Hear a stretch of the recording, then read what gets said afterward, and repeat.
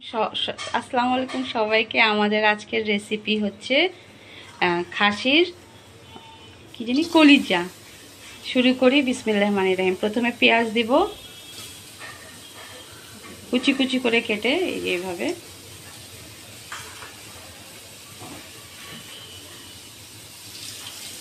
তেল যতটুক দরকার ওই পরিমাণ তেল দিবেন।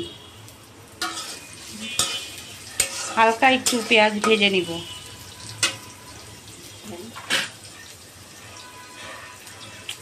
আল্লাহ জানে আমি কি বলতেছি, আপনারা নিজে নিজে বুঝে নিয়েন ফ্রেন্ডস।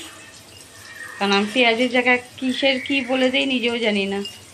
এখন অনেকগুলা কি মশলা দিব, ওটা ভালো করে খেয়াল করেন আপনারা।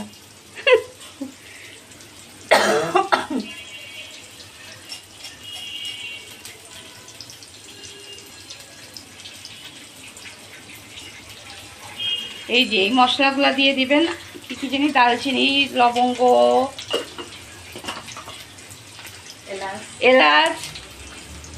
এই যে আমি আপনাদেরকে কাছে থেকে দেখাই, জানতে পারি কিন্তু আমি এগুলোর নাম বলতে পারি না। এবার তেজপাতা হ্যাঁ, কেটে কেটে দিতে পারেন বা এমনি আস্তাও দিতে পারেন, নো প্রবলেম।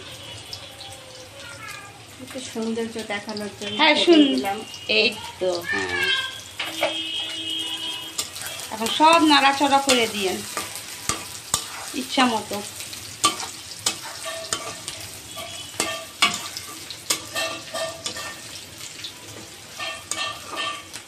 একটু আগে আগে দিয়েন পরিমাণ মতো, আবার পরে আবার আমরা দেই, ওটাও দেখাবো কেন। পেঁয়াজটা যাতে তাড়াতাড়ি একটু ভাজা হয় এই জন্য লবণটা দিয়ে দিলাম। হ্যাঁ, তাড়াতাড়ি পেঁয়াজটা গলে যাবে, ভাজা হয়ে যাবে, এই জন্য লবণটা দেওয়া হয়েছে, ঠিক না রে বাবু? ঠিক আছে, তাহলে এখন পেঁয়াজটা ভেজে আমি ব্যাক করছি।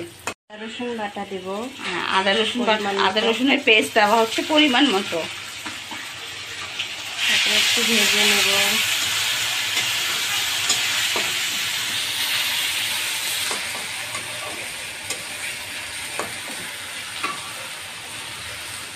তারপর একে একে সব মশলা দিয়ে দেব।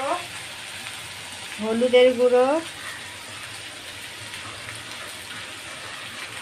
হলুদের গুঁড়া দেওয়া হলো, মরিচের গুঁড়ো, রেড চিলি পাউডার, যার যেরকম ঝাল ভাল লাগে সেভাবেই দিবেন, ঠিক না?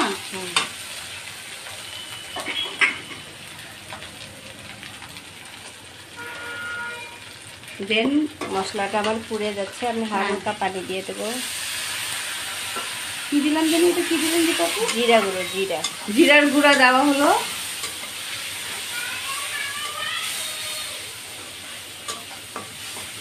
একটু পানি দিয়ে দিবেন যেন মশলাটা ভালো করে রান্না হয়। তারপর দিলাম গরম মশলার গুঁড়া।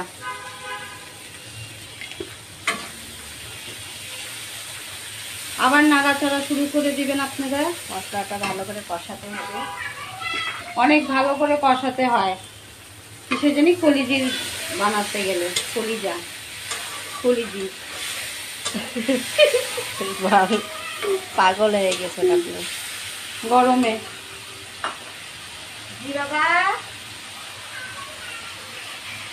সিদ্ধ করে রেখেছিলাম, ময়লাটা বের করে নিয়েছি কলিজায়, এটা এখন দিয়ে দেব। কলিজাটা দিয়ে দেওয়া হলো। মশলা, যে মশলা কষানো হয়েছে ওটাতে কষাতেই থাকে না, মন ভরে কষাতে মজা করে মজা করি।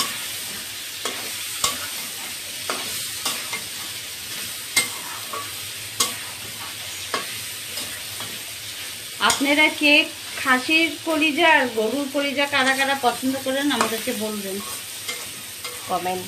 কমেন্ট বক্সে কমেন্ট করে দিয়েন। রিপাপু বলছে। এখন কি দিব রিপাপু? কাঁচামরিচ দেব ফ্লেভারের জন্য। কাঁচামরিচ এই যে এভাবে মাঝখান দিয়ে কেটে দিয়ে দিলাম।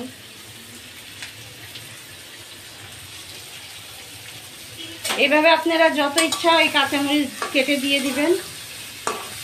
ঝাল হবে, ঝাল অল্প হয় এই জন্য 3টা দিলাম। 3টা না 4টা। আর কারোর উপর রাগ থাকলে আপনি আরো কয়েকটা দিয়ে দিন। তারপরে খাওয়াই দিন ঝাল। এই যে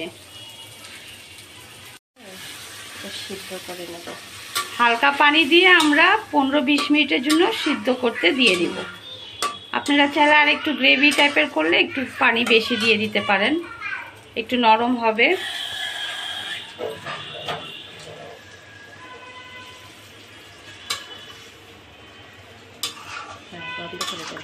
বাস এবার হওয়ার পর আমরা আসতেছি।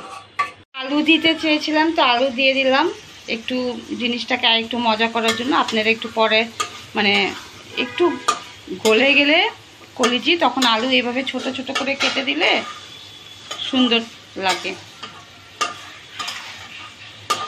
এভাবে কষায় আলুটা দিয়ে তারপরে ঢেকে ফেলবো। আপনার সাথে সুন্দর আছে। হ্যাঁ তাই না? আপনার ক্যামেরাটা আমাদের এবার অলমোস্ট হয়ে গিয়েছে, আমরা কষাচ্ছি। কষাতে হবে, ঘুমাতে হবে। যত বেশি কষাবেন তত বেশি এটা টেস্টি হবে।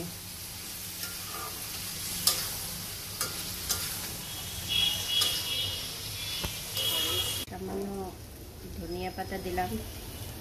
যার যার ভালো লাগে তারা ধনিয়া পাতা দিতেও পারেন, আবার নাও দিতে পারেন। আমার কাছে ভালো লাগে, আমি দিই। আমরা দুইজনই ধনিয়া পাতা পছন্দ করি আর কাঁচামরিচ। হ্যাঁ, এই যে আমাদের খাসির কলিজা রান্না হয়ে গিয়েছে। ধনিয়া পাতা কাঁচামরিচ দিয়ে শেষ করলাম। আশা করি আপনাদেরকে এই রেসিপিটা ভালো লেগেছে। ভালো লাগলে কমেন্ট করবেন, আর কি কি ধরনের রেসিপি দেখতে চান আমাদেরকে কমেন্ট বক্সে জানাবেন। আল্লাহ হাফেজ। আল্লাহ হাফেজ।